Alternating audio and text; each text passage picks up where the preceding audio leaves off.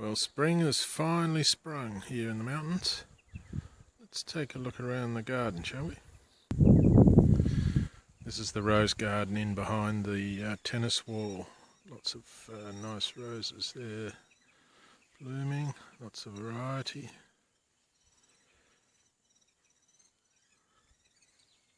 This pink rose here is just the most beautiful rose that I think I've ever seen. Here it is here, here's a close-up of it. It's a beautiful crumpled pink rose with the most beautiful perfume I've ever smelt. And here we have a red grape. Plenty of grapes on there by the look of it, budding up nicely. Should be able to pick quite a few grapes off there this year. Let's head up this way here to in behind the kitchen there. This is the garden in behind the kitchen. A few herbs and what have you. There's a rosemary bush there. Sprigs of rosemary for your big roast lamb. All that sort of thing. Oops, I've got my shadow in it there. There's the garden there. This is the other end of the garden there. Some nice camellias there with lovely new glossy green leaves and some nice irises there with a nice daphne bush. Unfortunately all the scent is finished for the year, but that has a beautiful scent, that daphne bush. Another garden in around the tanks. Some nice white icebergs there, and a beautiful red rose there, just the brightest of reds. Probably on its way out now, finishing up, but there's still quite a few new buds there. Another white iceberg on that side. Yeah, this area in here is essentially a garden room of its own, tucked away at the back of the house. The rose arch there, and just a pump house there, and then it's all hedged off with this Photinia here. Out on the other side of the Photinia hedge is this beautiful golden ash. This is a beautiful tree, provides plenty of shade. This tree started its life actually in Canberra, one of my other houses, but it was moved here early on. It's always done very well. This year is very late to come into its leaves. There we go. It's actually quite a big tree, quite a reasonable sized canopy there. Well, that's just looking across there at the front lawn of the place with the hedge in the background. A lot of people comment on that hedge. I can't believe how evenly it's trimmed, but there's actually not really a big secret to that. Yeah, I just get someone to drive the tractor or the four-wheel drive while I stand on the mudguard of the tractor or on the bull bar of the four-wheel drive, and just wave the hedge cutter to and fro while they're driving slowly, and that's the result. It's actually quite straightforward. There's the front of the house there, the outdoor area there, and some potted plants. Lovely green lawn all the way up to the house. Yeah, very nice at the front there. Let's walk down now towards the orchard. There is a little box hedge there, just dividing off the actual watered part of the grounds from the unwatered part. This is the front gate here. This is where you drive into your house paddock of an evening. Nice solid gate that, with swirls and wells.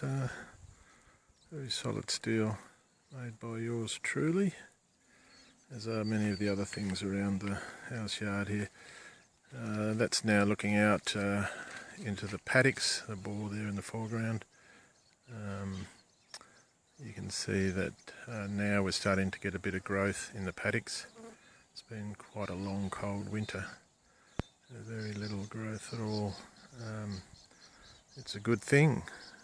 as the cows are quite close to calving, so yeah, we're going to have good green feed for them as they calve. This is the orchard now. There's a couple of nectarine trees here in the front. These trees have a few nectarines on them this year, as you can see. They look reasonably healthy. This one is a plum tree, triple grafted plum tree. There's 3 varieties on this tree. I'm not 100% sure what their names are, but they're all edible. And yeah, it does have a little bit of curly leaf, it would seem. There's a bug some kind getting into that. Most of the trees I do spray with Bordeaux in the winter. This one may not have had the desired effect, but anyway, that's the plum tree. This one here is an apple tree. It is actually a delicious apple, and it's in fairly good nick.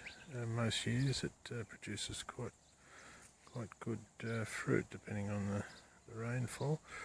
There's one of the apples there. You can see the 5 crowns on the end, which sometimes the delicious gets called 5 crown. This one here is a peach tree. Produces very nice peaches, and there's quite a few on there this year.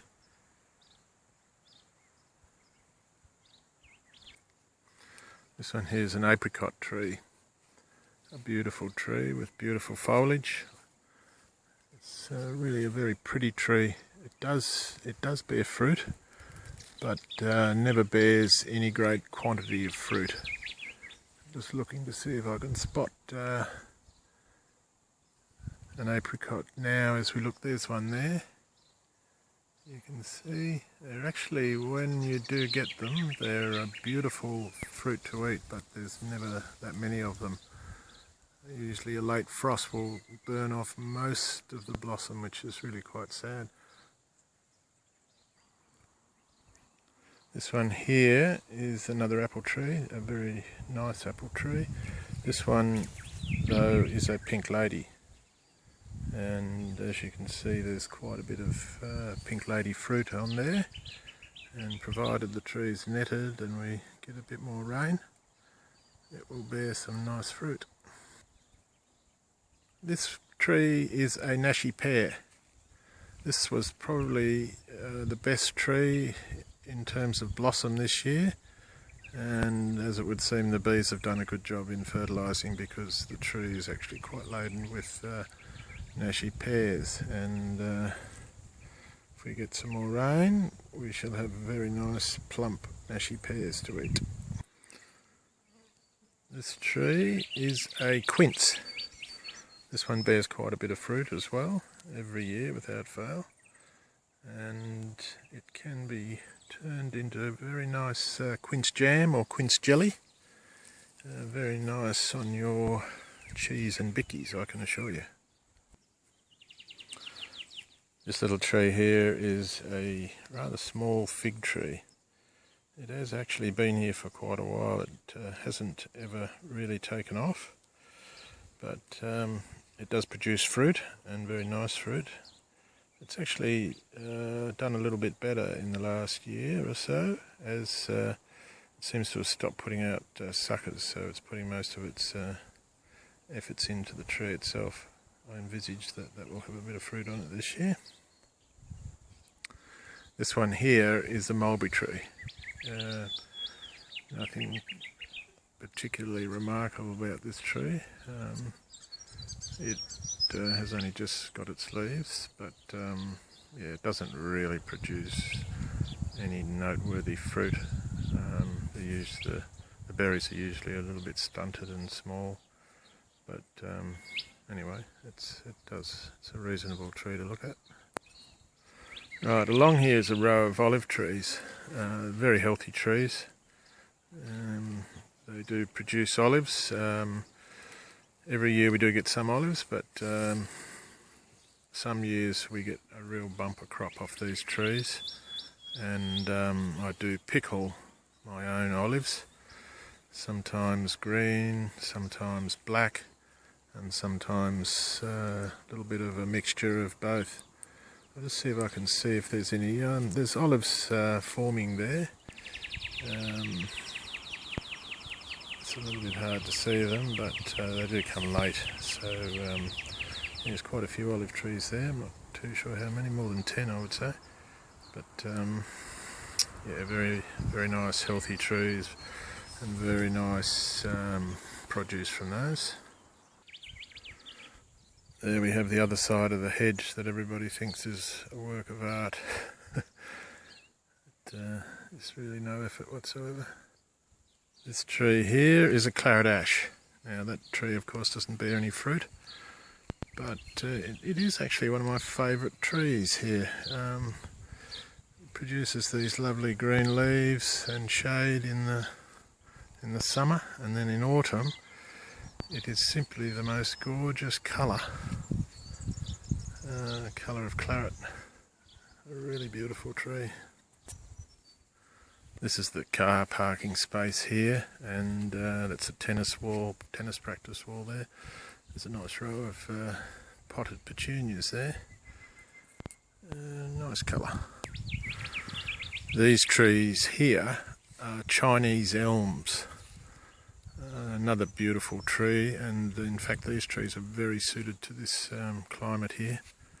They bunker down for the winter, but then they produce the most beautiful shiny leaves in the middle of spring. Provide beautiful shade, and very resistant to the wind because of their small leaves, but they spread and sprawl and provide lovely shade. There's a seat under there to sit and read a book or whatever. Very, very nice. It's actually nice light this afternoon. Right, well we're getting down now into the business end of the farm. That's where we saddle up the horses and what have you there. As you can see, there's some oak trees in the background there as well. Those oak trees originated from Braidwood, from just next to the Bombay Creek. They were suckered to some very mature oak trees and were given to me as a present. Across here is the chook yard, and here is the garden shed. It's been shielded a little bit with some nice pretty roses. That shed there is basically just for horse tack and chook feed and all that sort of thing. Next door to that is what we call the meat house, and it's just an all-purpose building really. We used to butcher up meat in there, make small goods and all that sort of thing.